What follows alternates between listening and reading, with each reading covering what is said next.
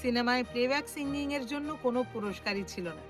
এই বিষয়ে প্রথম প্রতিবাদ করেছিলেন লতা মঙ্গেশকর। কিন্তু প্লেব্যাক সিঙ্গিং এর কোনো ক্যাটাগরি না থাকায় লতাজি এই গান ওই অনুষ্ঠানের মঞ্চে প্রতিবাদ স্বরূপ গাইতে অস্বীকার করেন। ভারতীয় চলচ্চিত্র জগতে তৈরি হলো এক নতুন ইতিহাস।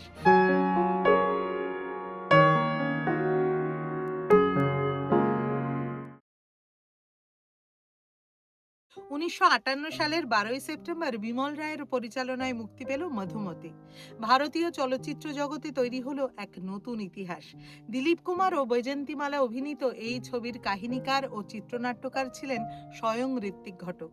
এই সিনেমার গান লোকের মুখে মুখে ফিরেছিল, চূড়ান্ত জনপ্রিয়তা লাভ করেছিল প্রতিটি গান। সঙ্গীত পরিচালনার দায়িত্বে ছিলেন সলিল চৌধুরী, গীতিকার ছিলেন এক ও অদ্বিতীয় শৈলেন্দ্র। এবার এই সিনেমার গানের সঙ্গে ফিল্মফেয়ার পুরস্কারের সম্পর্ক নিয়ে আপনাদের কিছু গুরুত্বপূর্ণ তথ্য দিই। এই তথ্যগুলো আমরা সংগ্রহ করেছি প্রখ্যাত সঙ্গীত গবেষক শ্রদ্ধেয় স্নেহাশিস চট্টোপাধ্যায়ের লেখা থেকে। লতা মঙ্গেশকরের গান নিয়ে স্নেহাশিস চট্টোপাধ্যায় যে নিরলস ও বিস্তৃত গবেষণা করেছেন তা সত্যিই বিস্ময়কর। ১৯৫৪ সালে ফিল্মফেয়ার পুরস্কার শুরু হলেও সিনেমায় প্লেব্যাক সিঙ্গিং এর জন্য কোনো পুরস্কারই ছিল না। এই বিষয়ে প্রথম প্রতিবাদ করেছিলেন লতা মঙ্গেশকর। ১৯৫৬ সালে চোরি চোরি ছবির রসিক বালমা গানটি ফিল্মফেয়ারে সেরা গান হিসেবে মনোনীত হয়। কিন্তু প্লেব্যাক সিঙ্গিং এর কোনো ক্যাটাগরি না থাকায় লতাজি এই গান ওই অনুষ্ঠানের মঞ্চে প্রতিবাদ স্বরূপ গাইতে অস্বীকার করেন। অবশেষে ১৯৫৯ সাল থেকে প্লেব্যাক সিঙ্গিং এর জন্য ফিল্মফেয়ার পুরস্কার চালু হয়। মধুমতি সিনেমার গানের জন্য প্রথম প্লেব্যাক আর্টিস্ট হিসেবে ফিল্মফেয়ার পুরস্কার পেলেন স্বয়ং লতাজি।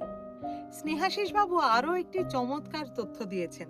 সেই যুগের রেডিও সিলনে এক অত্যন্ত জনপ্রিয় অনুষ্ঠান ছিল বিনাকা গীতমালা, যা উপস্থাপনা করতেন এক ও অদ্বিতীয় আমিন সায়ানি। এই জনপ্রিয় অনুষ্ঠানটিতে কোনো ছবির সবকটা গান কখনোই বাজানো হতো না, কিন্তু এই ট্র্যাডিশন ভেঙে দিল মধুমতি। দর্শকদের দাবি মেনে সেই প্রথম বিনাকা গীতমালায় পরপর ৭ দিন মধুমতি ছবির ৭টি গান বাজানো হলো। এবার ফিরে যাই আবার লতাজির সেই ফিল্মফেয়ার পুরস্কার পাওয়ার প্রসঙ্গে। মধুমতি সিনেমার কোন গানের জন্য লতাজি প্রথম ফিল্মফেয়ার পুরস্কার পেয়েছিলেন? সেই গানটি হলো আজা রে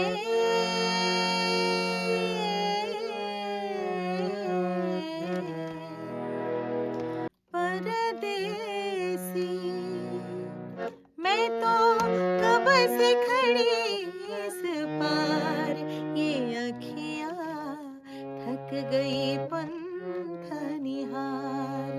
आजा रे मैं तो कब से खड़ी इस पार, ये अखियाँ थक गई पंथ निहार। आजा रे परदेसी। আজ তাহলে বিদায় নিচ্ছি। আবার দেখা হচ্ছে পরের পর্বে নতুন কোনো কাহিনী নিয়ে। ততক্ষণ আপনারা খুব ভালো থাকুন, সুস্থ থাকুন আর আপনাদের মূল্যবান মতামত আমাকে জানাতে কিন্তু একদম ভুলবেন না।